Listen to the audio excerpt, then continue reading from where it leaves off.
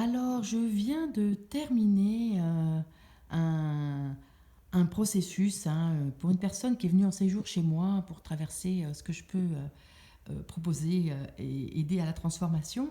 Et donc, dans ce premier entretien, cette personne venant pour vraiment résoudre des difficultés sexuelles et qui retentissent bien sûr sur sa vie affective.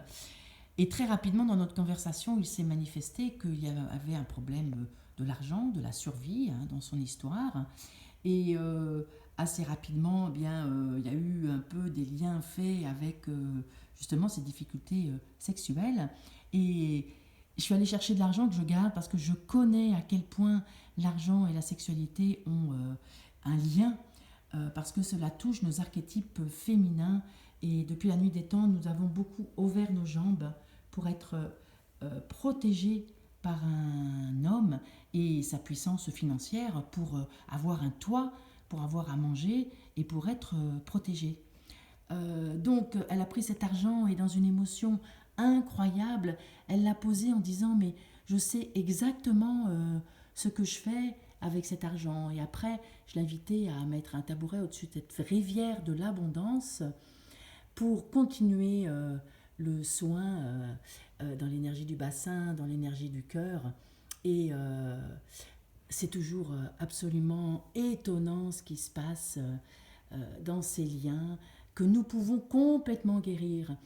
Et il y a des femmes comme Karine Morer, comme Caroline Gauthier, comme Edith Lassia, qui œuvrent pour que, et du coup moi-même, puisque je vous en parle, mais qui œuvrent, nous œuvrons pour que les femmes puissent rentrer dans du business sans sacrifier leur féminité. Moi, j'ai beaucoup fait d'accompagnement à des femmes qui avaient complètement oublié leur féminin pour pouvoir être des working girls à fond la caisse. Et c'est tout à fait possible de le faire dans de la douceur, de relier cette énergie verticale et dite masculine dans énormément de douceur et de possibilités d'une certaine forme d'harmonie, je trouve pas le mot, une ondulation douce pour gagner sa vie, voilà, pour pouvoir œuvrer au monde.